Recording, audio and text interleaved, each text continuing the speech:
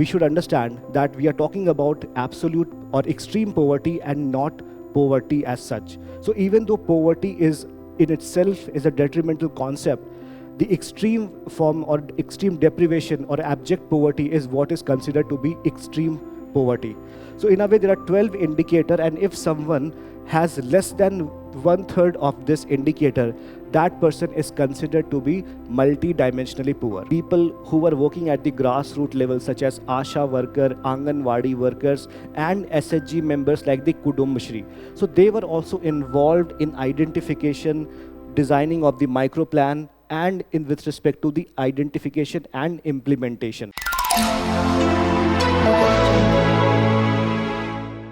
Hello and a very warm welcome to all of you. I am Prateek, and in today's video, we are going to discuss a very important concept and development from the perspective of UPSC mains examination, especially pertaining to these topics: issues related to poverty and hunger, role of NGOs, SHGs, inclusive growth, that is part of GS paper 3. And the key development that we are going to talk about is that recently Kerala has decided or declared itself to be free from extreme poverty. So in this particular video, we are going to talk about what exactly is the concept of extreme poverty and what measures did Kerala undertook to eradicate extreme poverty. Then there are certain criticisms, certain challenges with respect to the approach that Kerala undertook. So we'll also look into some of the challenges as mentioned by some of the social activists, economists, etc. And then finally, we'll try to understand what lessons can we learn from this strategy, and can we compare this to the larger Gujarat model, and in that comparison, what exactly should we be looking forward to? Is Gujarat model a better approach or Kerala model a better approach? So let us start with the discussion here. So on November 1, Kerala government declared that it is free from extreme poverty. Now this was a major development because extreme poverty, the idea of extreme poverty is about, not just about problems in income or in terms of deprivation of income, but it is a much larger issue.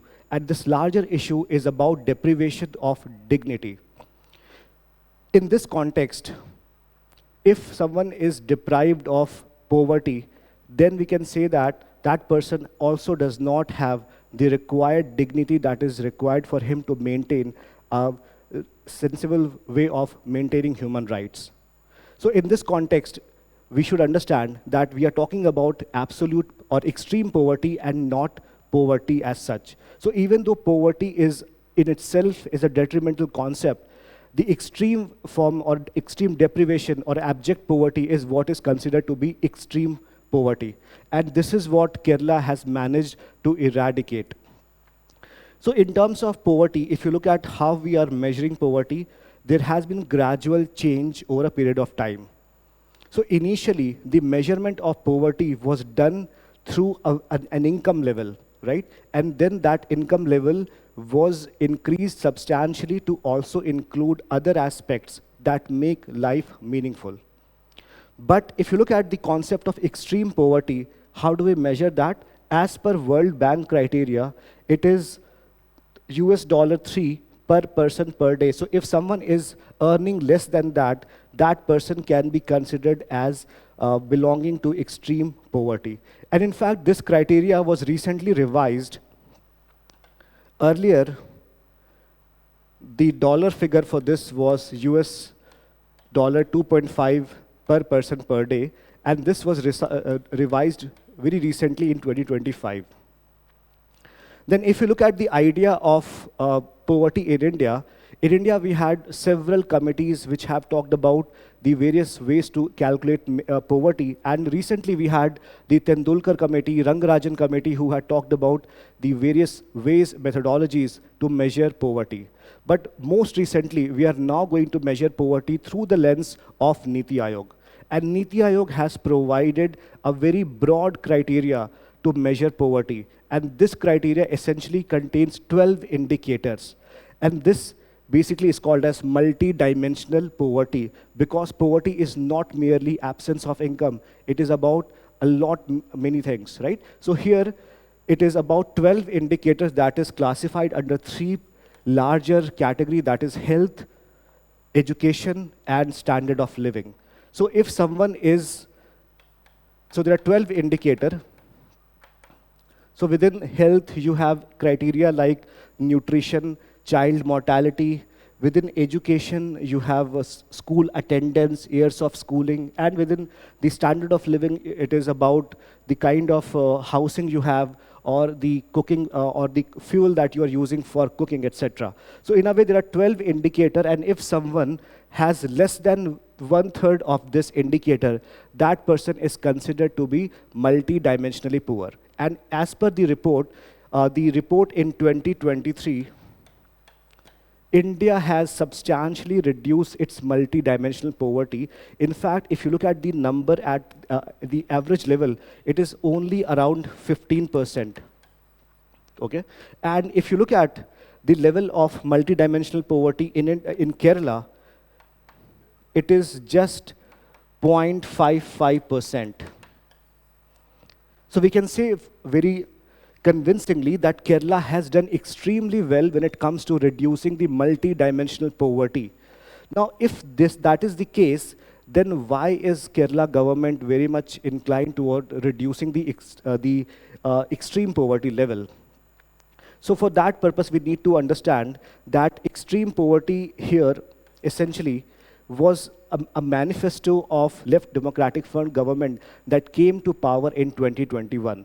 And it also had an approach to eradicate poverty, but its criteria was slightly different from both World Bank, that was based on income, and Niti Aayog, that was based on multidimensional indicators.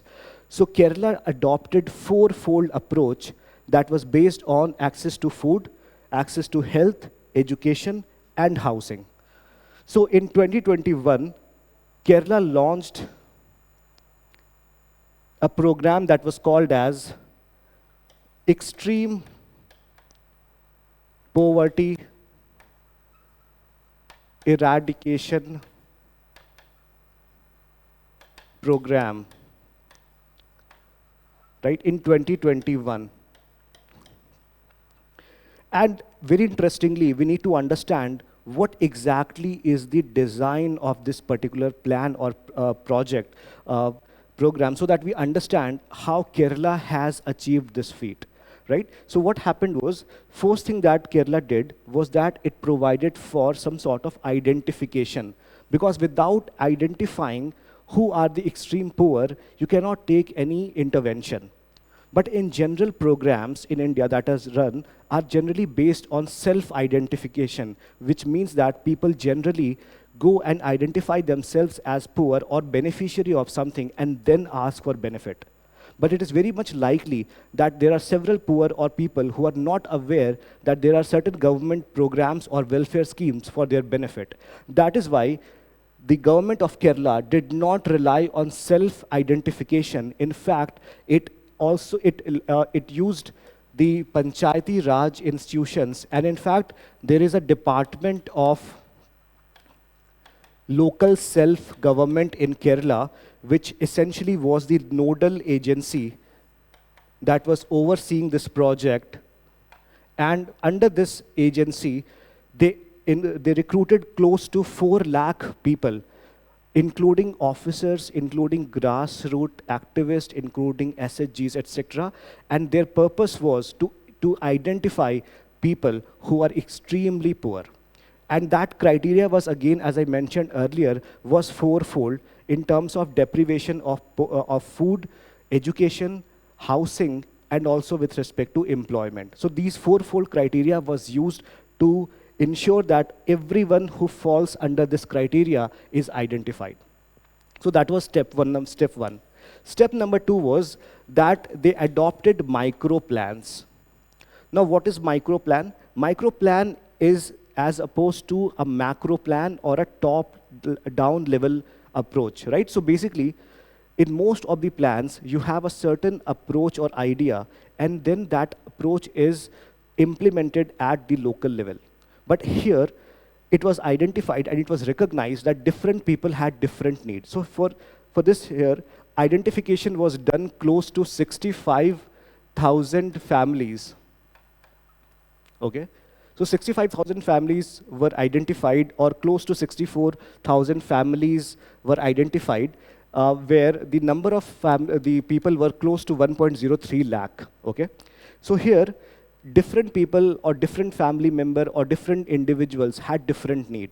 On some account, there were people who had access to food, but they did not have access to shelter. There were other people who had access to MG Narega job cards, but the other people did not have access to, say, education. So there were requirements were different across different beneficiary and different people.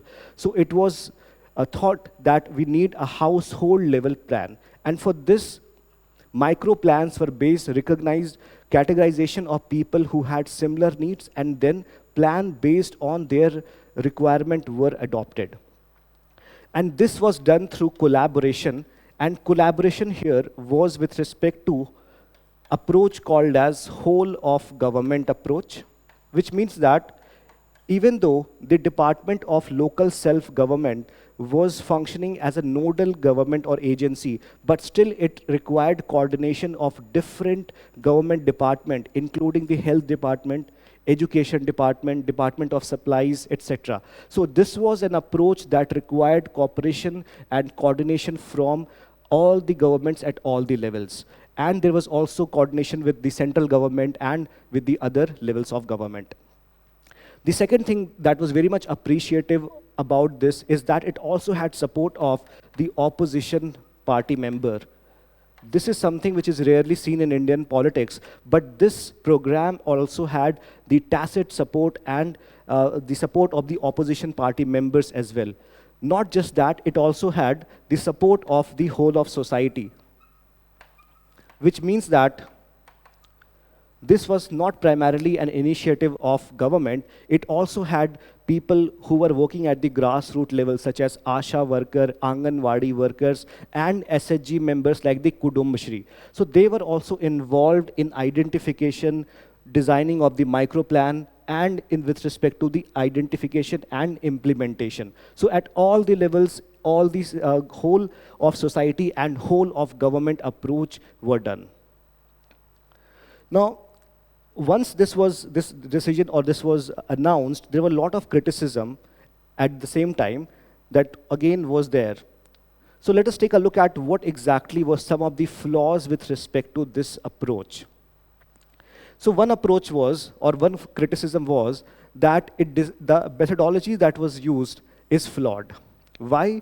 Because it said that around 65,000 family had around 1.03 lakh member, which means that there are several household or families which are single household. And the criticism was that how can a family have just one member? That is a biologically not correct statement to make. In fact, what the government should have done is to say that we have eradicated poverty from close to 65,000 household. So this was one of the criticism that was leveled against the government because of this problem. The second thing was that a lot of people said that it is not a substantial remedy, because what government did was provide for essential welfare schemes, but it did not address the root cause. It did not provide for infrastructure. It did not provide for long-term measures. So whatever it did was not a long-term strategy, but only a short-term measure. Third criticism was that those who are implementing the project, such as the ASHA workers, on a day-to-day basis, they were paid very small amount of salary, and also the salary were sometimes delayed as well. As a result, you may have heard that the ASHA workers had joined several opposition and they were protesting against the government. So this was a very unfortunate development with respect to this plan, that they were not paid substantially. Lastly, there is problem with respect to the verification process, where third-party audit was not done. So we are not very sure whether the claims that is made by the Kerala government, to what extent they are correct, right? So these are some of the challenges. Some of these challenges are procedural in nature, and some of the other challenges are substantial in nature. But at the same time, we can learn a lot from the design and the implementation of the extreme poverty eradication program of Kerala. So what are some of the key lessons that we can draw? First is that we need to ensure that there are micro plans, which means that plans need to develop at the grassroots level, and they need to be implemented depending on the requirement of people, and it should not be a top-down approach. And the success of the EPE program has shown us that micro plans do work. The second thing is that we also need to have a whole of government approach, which means that there is need for collaboration between government at all the levels, and also there's a need for integrative approach. The problem with governance these days is that most of the agenda is driven by one particular department, and the other department is not aware of what is happening in the other department. So this approach, or this success, tells us that siloed approach does not work. Third is that we definitely need to involve community. As it is said, that governance is not the primary mandate of government or sole mandate of government. It also requires the active involvement, active participation of the community member. So here we need to involve these SHG members, NGOs, etc., so that they can actively participate in at the all stages of program delivery, planning, implementation, etc. Now, this also brings us to the question that, can we say that one Kerala model is superior to Gujarat model, or Gujarat model is superior to Kerala model? And now the reason why I want to bring this debate is because both of these models have certain strengths, and both of them have certain weaknesses. And this was a matter of debate, that which model should be used for development purpose and for eradication of poverty, especially given the fact that India wants to be a developed country by 2047. So let us take a look at some of the merits and demerits of both these models. When it comes to the Kerala model, some of the key strengths include that it focuses so much on the social indicators. So its priority first is based on human development.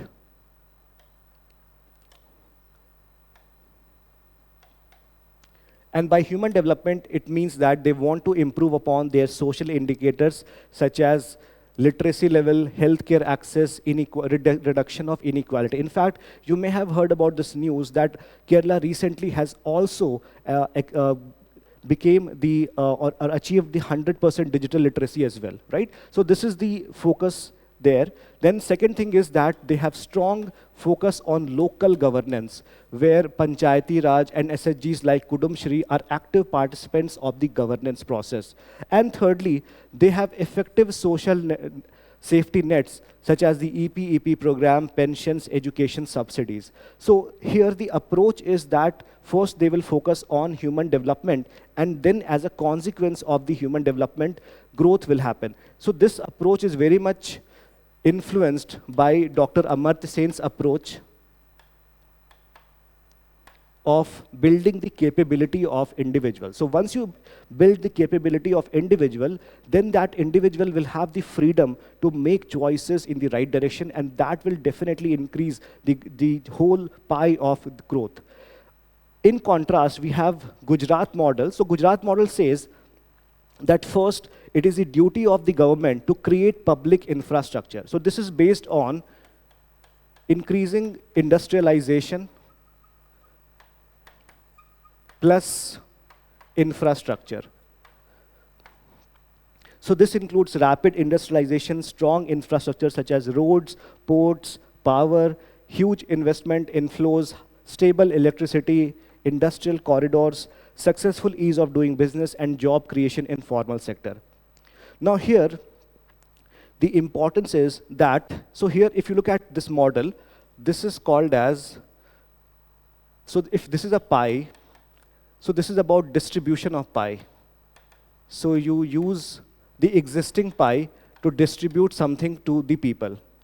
But on the other hand, Gujarat model is about expanding the pie. So if the pie expands, a pie represents the national income, resources, etc. So if you expand the pie itself, then people will have automatically will start to have better indicators in social welfare or social indicators, right? So this is the basic philosophy behind Kerala model and Gujarat model. At the same time, we see there are certain weaknesses as well.